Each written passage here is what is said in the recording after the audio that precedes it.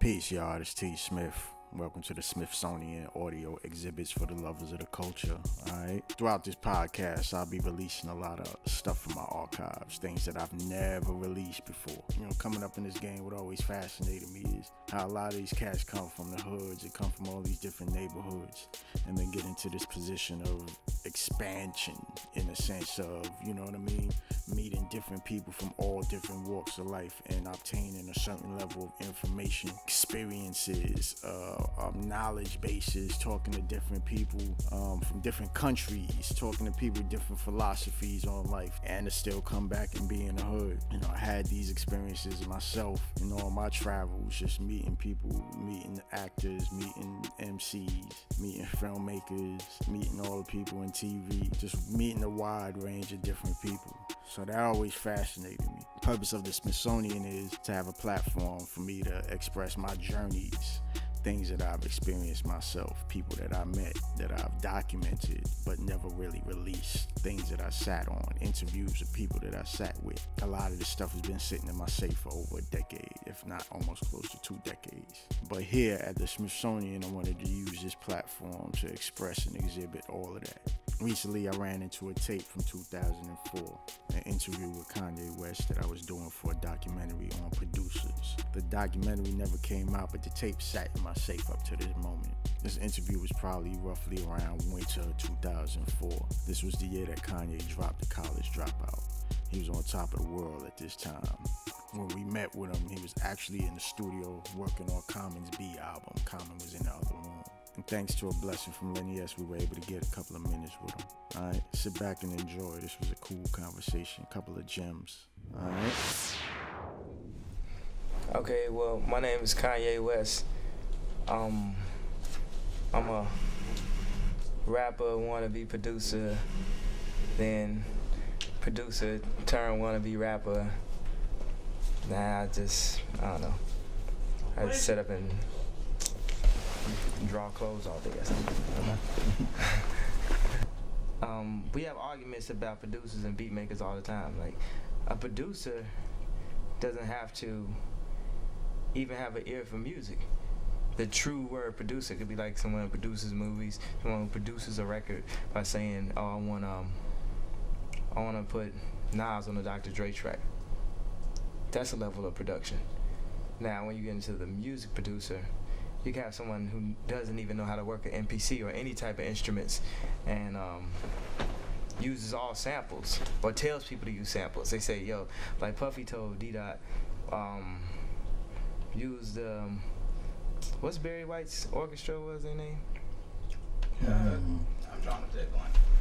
Now it's gonna sound like I don't know my samples, which I don't. But whatever it is, Love Light Orchestra, something like that. Said use that orchestra, use the sample, and D-Dot really went and programmed it. But that was the Benjamins. Puffy had the vision to say, "Yo, let's use this, or let's use this Michael Jackson sample." And I think he does know how to use a drum machine, but that used to be a big issue, like during the Bad Boy era. They tried to take it away from him, his production. Well, he was really a producer though, because he saw the picture. And you can take, that one idea, hearing this old sample on the radio, to making it something where you straight shooting a video for it and everybody's throwing their hands up in the clubs that you produced that. Whether you did the actual programming. Because the actual programming is just a step, just as the person the original drummer who played the drum that I sampled to program it with. I didn't go out and play that drum, and I didn't mic it, and I didn't do, like in hip hop you skip steps all the time. You sample, say like if you sample something with strings, guitars, piano, bass, and some drums in it, which an average sample might have, especially soul samples, and like 8 tracks of like harmonies on it. You just sampled it that quick. You skipped all those steps of actually producing that. So now am I like not a producer because I sampled it? So are you not a producer because you didn't actually program the drums? This sample has drums on it plus 8 other instruments. People, I'm real like a stickler on the actual definition of shit. Like when I was in high school, I came in on those standardized tests as like 99 percentile vocabulary like in the country. So I'm really like that's why I used to always love to call my album Pop.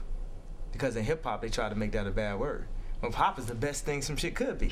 So now, like, one of the most backpack sounding albums ends up being the biggest pop record of the year. People like pop, but they think NSYNC when they think pop. So, producer, I'm trying to break down the definition. To be a producer, you don't have to have even fathomed touching a drum machine ever in your life. You don't have to be able to program, you don't have to do anything. It just so happens that I can program and produce. Pharrell can program and produce. Timbaland can program and produce. So, you know, and with producers like that, with those big names that can get up into the, you know, $150,000, $200,000 range with their tracks, those are the people that can make the just add rapper songs. It's like you just leave them in the studio, and all a rapper has to do is come in and add their 16s, and you'll have a hit record. That's what people are going for. But as far as L beat makers, I think the highest held beat maker programmer is JD amongst the beat community, as JD from Slum Village. As far as his drums and just years and years of shit that you ain't even know he did. You know what I'm saying? Like the Janet Jackson. Oh, you know, it seems to go, you don't know what you got till it's gone. Or there are times when you need someone, I will be by your side.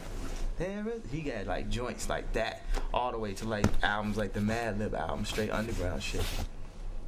Other ill producers like ill programmers is like Timbaland, Neptunes. It's a certain something that they got to their beats that even like their worst beats are better than other people's best beats. Because, you know, anybody can get lucky with a sample, especially when you come up with a formula. Like Bad Boy had the formula, you know, these late 70s and early 80s beats. And, you know, someone could just get to one of the samples before one of the hitmen got to it and make a hit record out of it because that's popular. That's like when I came with the soul shit to club drums. That's what it was. It wasn't like RZA or Nasheem or Primo or P-Rock hadn't did soul yet. It's just nobody put it to like those Timbaland, Dr. Dre club drums. Except for Dr. Dre. Really the whole style is just a bite of explosive. Because that was a soul sample with like the drums. Like that was the original track. And then I did Can't Be Life, which is a direct bite. And that was the first soul track on the Dynasty album. And then eventually he did about 3 or 4, Jay-Z did about 3 or 4 more on that album. And people used to love those joints, so he came back with the blueprints like, I want to make a whole album out of the joints that people love the most. I think, like now, people can make a hit record just if they get to a soul record that I ain't get to yet, or that just ain't get to yet. I respect people taking a style and making it their own. To me, like say like Cam and the Heatmakers, they got like beats that I would rap on. Like I would go get a Heatmakers beat, regardless of, you know what I'm saying? Like people always like who got to a style first. It was mad niggas that had like samples on their beat tape, but then Jay rapped on my shit, and I could take credit and be like, yo, I got to the shit first. But who's to say Heatmakers didn't have that shit 2-3 years before I had it? It just so happened I had the opportunity to have Jay rap on it and stamp that, and that signature is what helped me to catapult my career as a producer. But I had beats that sounded just like Timbaland. I had beats that sounded just like P-Rock. I used to study people's stuff and try to get it as close to them as possible, and that's how I learned. Like if you're in art school and they'll say, okay, make something that looks like Picasso, or make something that looks like Michelangelo. That's how I did. But I had my own class. You know, that's why I'm a college dropout. You know, I went to school. I made my own school. Well, I've been producing since 7th grade, and I started because I wanted to rap. I wanted to be like Kid and Play, or EPMD, or MC Hammer, or like Salt and Pepper or something. How'd you produce in the 7th grade? I had a Amiga computer that I bought to try to program video games on it, and it was fairly reasonable for the amount of colors that it had. It had 4,096 colors and a good sound card and all that. But it was like $500. It was mad. Even today it was crazy reasonable for a computer, but computers back then was straight $3,000, which is like $3 million. All them prices did when I was in 7th grade was giving me teary eye. Like, you know, it got me teary-eyed because it's like I couldn't create what I needed to create on the level I could. The equipment that I needed was so far past my grasp. I remember the first time I learned about sampling. This was later. This is like when I was 14. So back when I was 14, I went to my dad used to bring me to the music store because that was like Toys R Us for me, and I would just sit there and play with the keyboards all the time. He had me in church all the time, so I thought the dopest keyboard was a Korg because that's what they use in church. Do you play any instruments right now? Nah, not well. I played the bass line on just to get by. That's about it. So Chuck. yeah, so I'm in Chuck Levin's in Silver Spring, or is it Springfield? What is it? Silver Spring, Maryland. Yeah, Silver Spring. And the guy says, well, people who make music like you, they like to sample. I'm like, what's sampling? And he's like, yo, check this out right here. And he took me to this keyboard, this EP.004 Plus.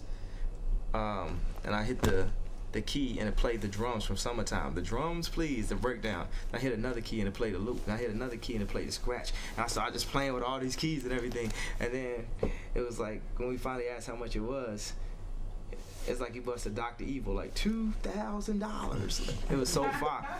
And I remember my father said, if you just save up your allowance. Now, mind you, my allowance is like $10 a week. I'm like, man, I can't even get like Garbage Pail Kids or buy a Slurpee or nothing. Because I was 14. Yeah. This is not like usual producer talk, but I was 14 years old though. So I did start saving up my allowance, but I started looking at other alternatives to sampling. I found that you can get an 8-bit sampler from a computer I already had. So I saved up. And it's like a long story that goes with that you might have other points you want to hit on. Because everything I can go into a whole like life story straight movie about each specific situation, as y'all can see with Last Call, which actually got cut down by 10 minutes. So, Well, I mean, if it's Last Call important- got cut down by 10 minutes? yeah. Well, I mean, if it's ultimately, I saved up and got a sampler for my computer, and around that time, the hottest producers out had to be Full Force. They was the shit. And Pete Rock. Like people be forgetting about the hot people. You just remember like the people that had the classic shit that you still listen to today. But I always recognize the people that made me want to really get into it, like MC Hammer and Vanilla Ice. They really made me want to rap. yeah. I'm a little kid. What the fuck? Like I ain't like I'm not gonna say who I ain't like, but it's a bunch of people that I was supposed to like that I ain't like. Turn that bullshit off. Turn that hammer on. I think it's actually, I love saying it because it's so ironic, because I'm so thought as bringing back a sound or a nostalgic feeling or quote unquote real, whatever that means. I think I'm real because I say I like MC Hammer, you know. That doesn't make somebody real and shit. In fact, I won't lie to a nigga. Yo, I don't like it, dog. It's whack. And niggas just get mad at me, and that's all there is to it. No, I can't give you my cell number. That's all there is to, you know, that's what make me real. But as far as the beats go, it's just ironic because my shit is more, you know, from like a primo school of thought or like real hip hop. But as a little kid, if you think about it, they like the shit. If you take a little kid today, other than me and like Jay-Z and a couple other like real artists, they like the shit that real artists don't like and be dissing. That bullshit that's on the radio. That's what little kids like. So that's what I was, a little kid. So that's why I like what I like. Are they today? Lil Nicky, do you need some? Alright, that's all good. So then how did you, so you started off making music, but the whole time you were making music, did you always know you wanted to be a rapper, or did it kind of work? Yeah, I was rapping since 3rd grade. I had battles back in the 3rd grade. I was entering talent shows. It got to the point where I be killing at the talent show so hard, I started helping other people with their stuff. I remember when, by the last year, 7th and 8th grade, they said, this ain't even gonna be a talent show no more, it's just gonna be a showcase. This ain't finna be the Kanye West show. And then that was my music teacher, and I really love that music teacher. And then my mother, I always wanted to go back to see what's up with her and everything. And she sang, of course, that's why she's the music teacher. So my mother saw her at a grocery store, and she's like, oh yeah, tell Kanye that to give me a record deal. He knows my talents. I'm like, man, you can't even go back to your school and just have people be like, damn, I'm proud of you and shit. But other people trying to get put on your teacher, like, damn. So then what was the first beat that actually put you on the map then? The first beat, well, it was a bunch of, it depends on what map you talk about. The map of Chicago, or the map of New York to Chicago, or the map of the entire world, you know what I'm saying? You, the moment that it hit you and you were like, you know, started getting the phone calls and the success really started. I mean, however... That had to be H to the Izzo. Because before that, it was a grind. I mean, even though I was like balling in comparison to other people, you know, for someone who like dropped out of college, for me to be making, you know, $80,000 a year doing what I really wanted to do, I was killing. You know, because people go to college and make $30,000, $40,000 if they're lucky enough to get a job in their major. So I was killing for making that, but you know, the cost of living of trying to be like a producer and look like that and buy Iceberg. You know, Jay say niggas are going broke trying to keep up with me. You know, I had like Pellies on layaway. I be you know, I do different beats for local hustlers and shit to try to, I let niggas come in my crib, charge them $500 to do a demo, try to cut deals like, yeah, you know, just for a demo, if I sell the beat, I give you the money back and blah, blah, blah. That shit never works. It's basically you giving that beat up for $500. Here's my beat, nigga. No, it's not. I'm gonna kill you. No, you're not. So, you see, I'm still here. Like, I mean, I think it's just the way I was raised. For one thing, just being raised in Chicago, you raised a certain way to always like stand up for what you believe in. And then, with my father, with my mother, with my grandfather's always instilled in me, and the hustle that they put in me. And if you hustling, no matter what kind of hustle it is, you can't be scared to go and talk to the people you need to talk to get your shit done. And what happens is, I'm the type of person, when I see something that I really want, or I respect somebody's talents, I just start asking them a million questions. I found myself going, that happened to me when I went out to Japan and I went over Nigo's house. And Nigo's got like the wood floors in his garage and shit. Like, so this is just an example of how ill this shit is. So I just started asking him a million questions. And it was so crazy, it reminded me of when I used to be over No ID's crib. And he have all these drums and these records, and he had songs on the radio and videos, and he had a car, and he had a house and a wife, and you know, well, I guess I can't ask him about how you got the wife, but I figure if you got all those other things, the wife will come, you know.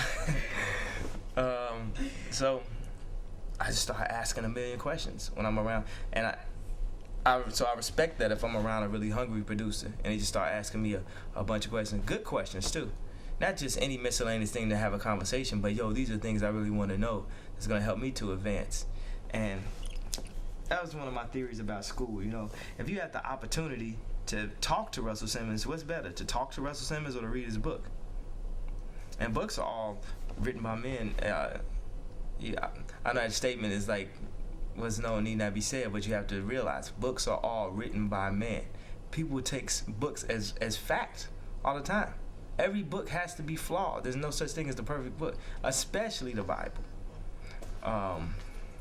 As many versions as that is. So I just ask questions. I learn off of real life. So I'll be around No ID, Doug Infinite, the Beat Nuts. I remember I came out here with Peter Kang and would see the Beat Nuts or see E Honda, and they had like apartments, nice apartments.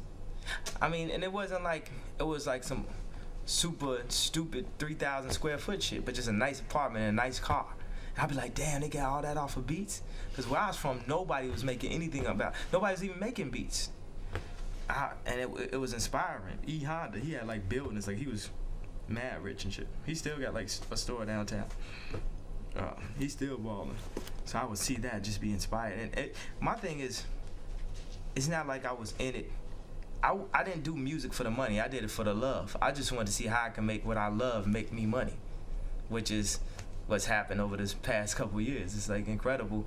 But I used that money to express other creative ideas. So at the end of the day, I don't even end up with that much money because I'm still trying to be creative. Like, come up with 3 Jesus Walks videos or pay for the workout plan video myself. Or right now in the back of my mind, I still want to do spaceships video because I got a concept that's so crazy. And the videos to me is not about like selling records. It's about I'm an artist and I have this creative vision in my head. And for you to tell me I can't do a video is like telling Picasso he can't have a paintbrush. You can't get that. You can't express that piece of your soul to someone. It just so happens that videos cost way more than paintbrushes. Man, I reach new highs all the time. You know, you have to set new goals for yourself. Like one of my highs in the past month was John Legend coming in #1 R&B. Like, it's nothing that could top that. Like right now, one of the highs, and that was more of a high for me than the 10 Grammy nominations. Did you do the whole album? Did you do this whole album? Me, my cousin Devon, will.i.am did a joint, and he produced the new single, Ordinary People. So, new artists and people realizing their dreams and their whole family. You know, like when John Legend comes in #1 R&B, there's so many people around him that are just so happy that went through his struggle, things I don't even know about, you know. And they all can celebrate. He can provide jobs for other people, and he'll be a classic artist. He's like the first box set artist of the new millennium. Because this year, my dreams, I've surpassed my wildest dreams. So that's why I call the label Getting Out Our Dreams, or Good Music for short. So anybody that had dreams, you know, Common has dreams, Consequence has dreams that would never fulfill. And, you know, I feel like God kept me here for a reason, not just for me to be successful, but to have me use my success to help other people.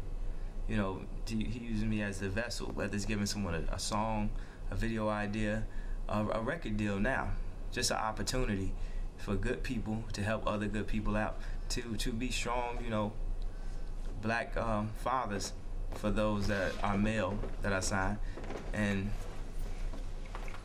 really add something to the community with our music and our message. Before I used to just look for money because I wanted to buy clothes. I didn't want to buy like equipment or records or anything. I just wanted to buy clothes and shit. I understand. So now I have enough clothes, so now I can be selective. Well, you know, one of the things I'm luckiest about is I can always rap on something. It's like completely unfair. It's completely like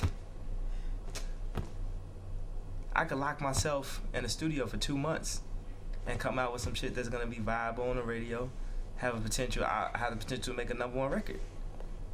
It's like that's so dangerous. Because at that point, there's no swapping, there's no leveraging.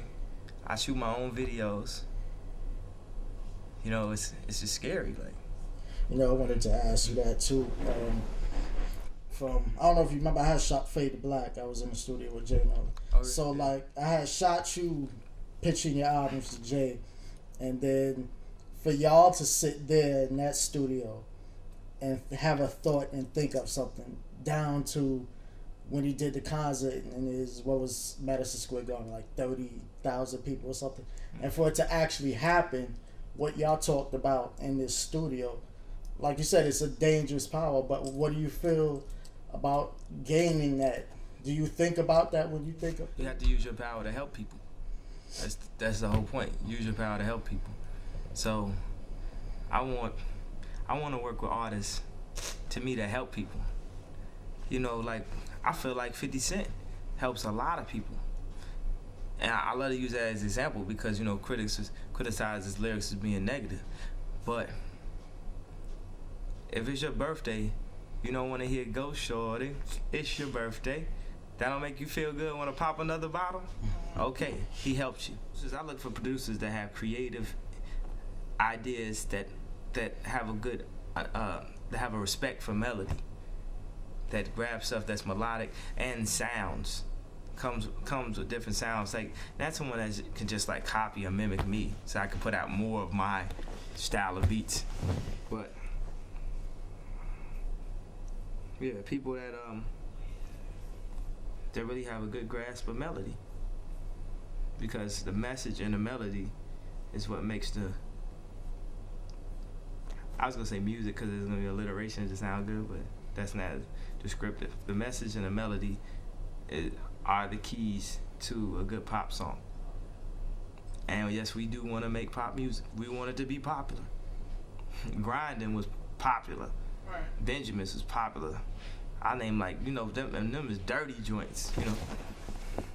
What do you think about the game now? What do you think about music producers getting into the business now? I mean, it's hard. It's always been hard. It's harder and harder and harder all the time because there's more producers that do it. Everybody can get equipment. You can produce a beat on Sony, so you gotta really be nice. You know, it's not. There's no guarantees. There's no guarantees in life, but you gotta, you know, pray for the best. And